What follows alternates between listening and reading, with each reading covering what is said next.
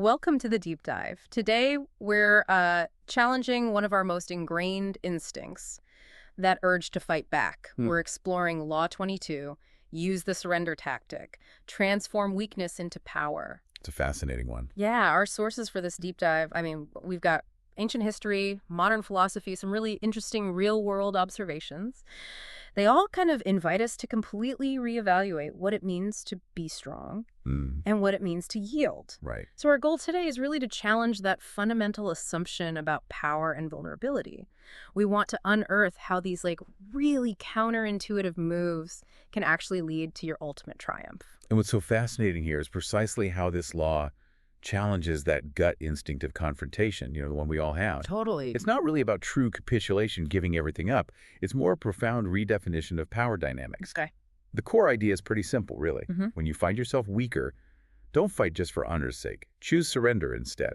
Make surrender itself a tool of power. But the word surrender, it immediately brings up images of white flags, right? Outright defeat.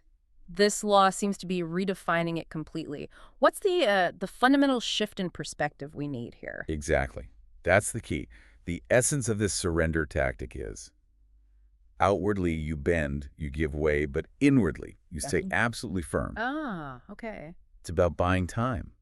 Time to recover, maybe time to subtly torment or irritate your conqueror, time to wait for their power to fade. By appearing to turn the other cheek, you can actually infuriate and unsettle them because you're denying them the conflict they probably expected, even wanted. Right, you throw them off balance. Precisely.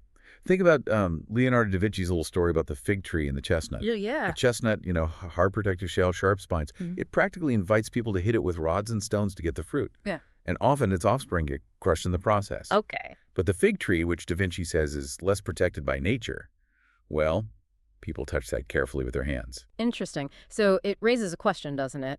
Does looking strong always invite gentleness, or can it sometimes provoke, a harsher response? That's it, exactly. That's a powerful image, but, it almost sounds a bit too neat. I can imagine listeners thinking, okay, but isn't there risk? If you look weak, don't you just invite more aggression? When does bending just become, breaking? That's the crucial distinction. This isn't about being weak. It's about appearing weak strategically. Okay, strategic. True surrender. In this context, it's never about self-destruction. It's about using your opponent's expectation of resistance against them. How so? Well, when they expect you to fight tooth and nail and you just don't, it throws them completely off balance. They don't know how to react. Right, it messes with their script. Understanding the theory is one thing, though. History often gives us the really stark lessons. Oh, absolutely. Let's maybe jump back to classical times. Let's look at what happens when this surrender tactic is, tragically ignored. The island of Melos during the Peloponnesian War. Melos, yes. Right. A perfect, though tragic example. So Melos was originally colonized by Sparta, but they found themselves facing the might of Athens. The dominant power at the time. Absolutely. And the Athenians basically demanded Melos surrender and become an ally. The alternative was devastation. Pretty clear terms. Very clear. And the Athenians' argument to the Melians was incredibly blunt. They famously said something like, the standard of justice depends on the equality of power to compel. Meaning might makes... Right, essentially, yes. Oh, yeah. And that, in fact, the strong do what they have the power to do, and the weak accept what they have to accept. Wow. No mincing words. None at all. They even added, our opinion of the gods and our knowledge of men lead us to conclude that it is a general and necessary law of nature to rule whatever one can. So just accept it. That was the message. But the Melians, their fatal mistake was refusing to budge. Yeah. They put their trust in Sparta helping them, and the gods in their own sense of honor. And the outcome. Tragic. The Melians fought, nobly, as history says, but Sparta never showed up. Of course not. The Athenians invaded, besieged the island, and when Melos finally surrendered, the Athenians put all the men of military age to death, sold the women and children into slavery, Brutal. and then repopulated the island with their own colonists. Only a handful of Melians survived. So the insight from Ellis is pretty clear then. Devastatingly clear. Pride, when you're weak, can be a death sentence. Pragmatic survival, on the other hand, keeps options open for the future. Right. Look, the Athenians were practical. Ruthlessly so, perhaps, but practical. They knew Sparta wouldn't risk itself for a weaker ally. Makes sense. So fighting, for the Melians, offered nothing but martyrdom, Oh, a lost wow. cause. So many deaths. If they had surrendered, maybe they could have subtly sabotaged the alliance later, or just left when Athens inevitably weakened, which did happen years later. A chilling lesson. Okay, so that's the cautionary tale, but let's flip that coin. Let's look at times where strategic yielding wasn't just about survival, but actually paved the way for, ultimate triumph. These examples sound really ingenious. They really are. We've got several great examples of observance of the law. Take Bertolt Brecht versus the House Un-American Activities Committee, HUAC. Ah, the McCarthy era. Exactly. Brecht, a known communist writer, had fled to the U.S. He gets summoned by HUAC in 1947. Now, the other witnesses, the Hollywood 19, they chose a confrontational path. Right. They stood up to them. Yeah. Read prepared statements, challenged the committee's authority. They were willing to face jail time for the publicity, for the principle. A direct, head-on fight. So what was Brecht's thinking? How did he approach it differently? Brecht's strategy was, well, totally different. He apparently asked himself, what good was it to play the martyr? Gain a little public sympathy maybe, but in the process, lose the ability to stage your plays, sell your scripts for years. A very practical calculation. Very. And his execution was, frankly, brilliant. He showed up looking like the very picture of congeniality, wore a suit, smoked a cigar. Apparently, he knew the chairman liked cigars. Oh, clever detail. Yeah. Answered politely, always deferred to their authority. He even used an interpreter, even though his English was perfectly fine. Why do that? It allowed for, let's say, subtle games with language, more time to think, slight nuances in translation. Ah, I see. So when they asked him about revolutionary plays, he just reframed them as being about fighting Hitler. Which was true, in a way. Exactly. And when they confronted him with lines from English poems he'd written, he'd repeat them back in German first for the interpreter to retranslate. Made them sound completely innocuous. Playing with the process itself. Absolutely. His most famous line was when a committee member read one of his English poems, and Brecht just said calmly, "No, I wrote a German poem, which is very different from this." Oh, that's bold. The committee members were reportedly just baffled. They couldn't really get angry because he was so polite, so deferential. So what happened? After only about an hour, they let him go. Even offered to help him with his immigration issues. He left the country the very next day. Brecht didn't change his beliefs one bit, but he kept the upper hand by appearing to yield. He ran circles around them with vague answers, lies wrapped in enigmas, word games. It's a masterclass. It really is. Brecht's brilliance shows us that, apparent conformity, when it's coupled with real mental agility, can disarm even powerful adversaries. That's amazing, like you said, psychological judo. Who else? What other historical figures pulled off something like this? Well, another really powerful example comes from much earlier. King Guzhan of Yu, way back in 473 BC. Okay, ancient China. Right. Yeah. After a terrible defeat, his advisor told him not to flee, but to surrender. So Guzhan did. He gave away all his riches, and then he worked as the lowest servant in his conqueror's stables for 3 years. 3 years as a servant after being a king. That's intense humiliation. Extreme humiliation. But crucially, the whole time, inwardly, he was gathering information, plotting his revenge. Ah, the long game again. Exactly. And his patience paid off spectacularly. When a terrible drought hit and weakened his conqueror's kingdom, Wu Gujian raised an army, invaded, and apparently won with ease. Wow. So that surrender bought him the time and opportunity. Precisely. It highlights the real power behind strategic surrender. It gives you the time, the flexibility, the cover you need to plot a devastating counterblow. Something impossible if you're on the run or fighting openly. So the takeaway from Gujian is what? Patience, hidden preparation. I think it's that true strength often lies in that patient, hidden preparation, not always an immediate, flashy retribution. That requires incredible self-control. It also makes me think this isn't just for individuals, right? Entire nations must have had to play this kind of long game. Absolutely. A great example is Japan's policy in the 19th century. Facing the West. Exactly. Faced with Western powers demanding trade, Japan had intense debates about how to respond. Should they resist? Fight? What did they decide?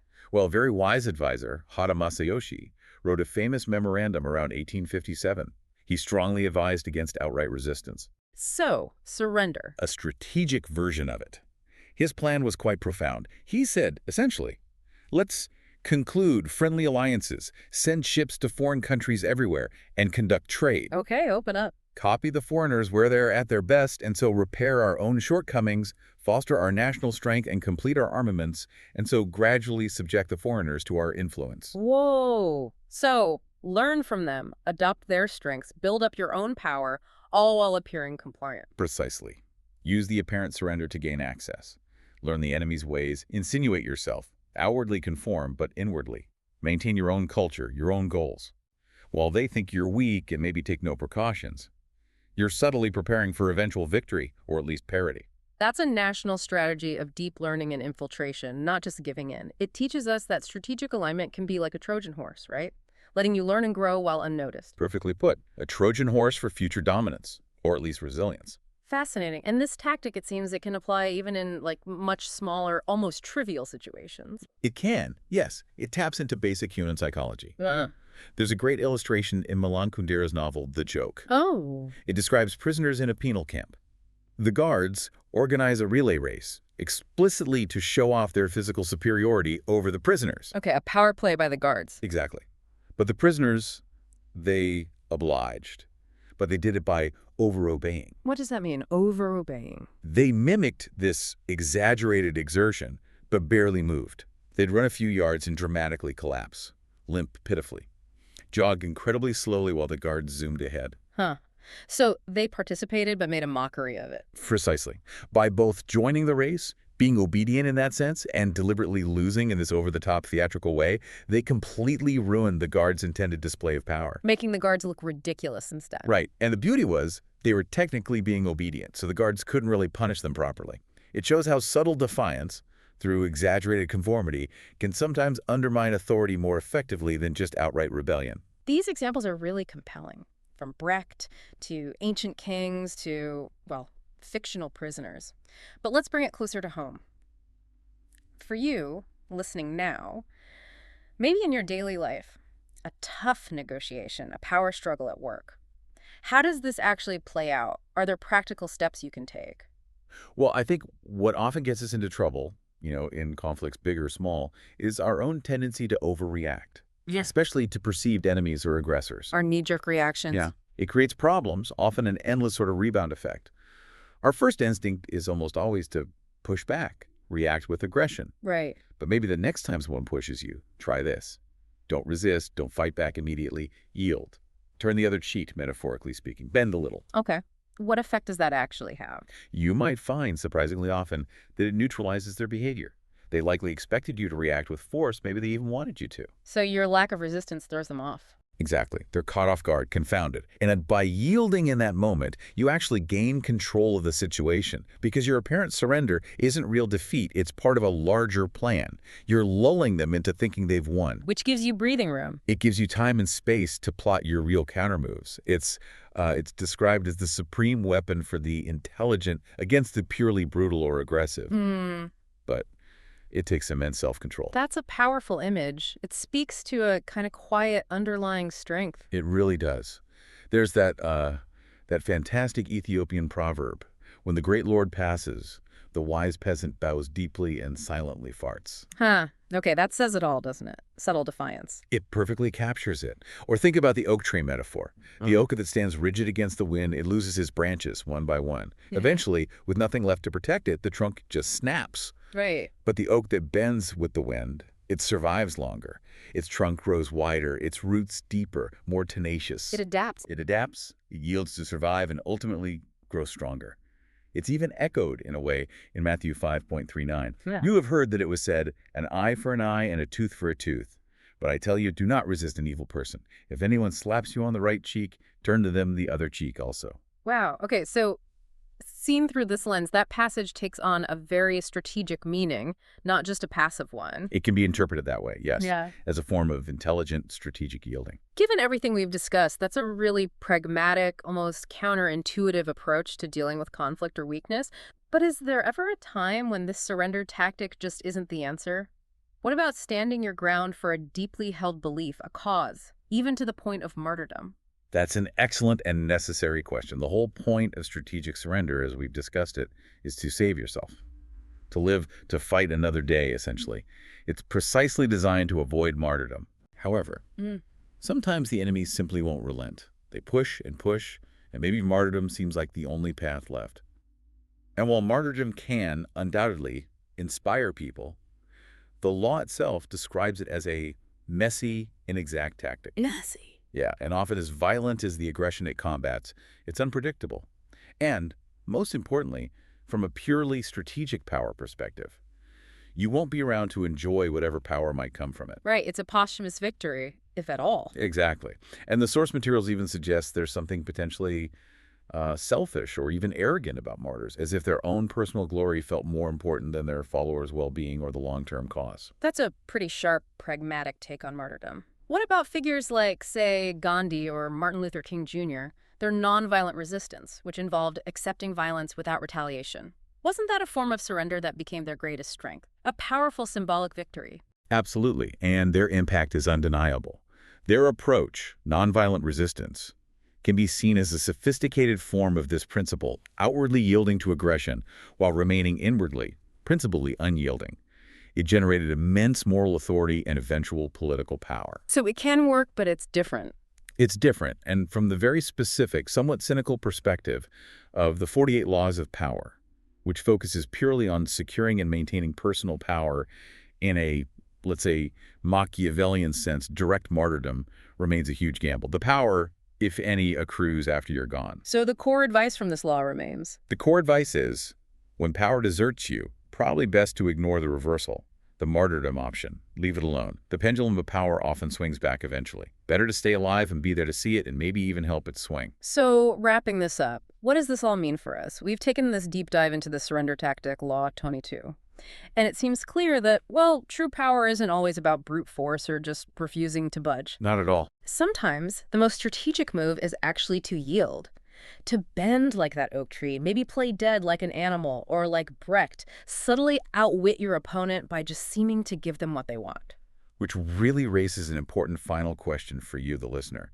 Consider a situation in your own life right now. Maybe it's a negotiation, a difficult conversation, a personal challenge, where your gut instinct might be to resist, to fight back hard. How might applying these principles of the surrender tactic actually work for you? By appearing to yield just outwardly while staying firm inwardly, could that offer you a surprising path? A path to a long-term victory you hadn't even considered? Food for thought. Definitely. And remember, weakness itself isn't a sin. It's often just a temporary state. It can absolutely be transformed into a profound strength if you learn how to play it right. A powerful idea to end on. Thanks for joining us for this deep dive.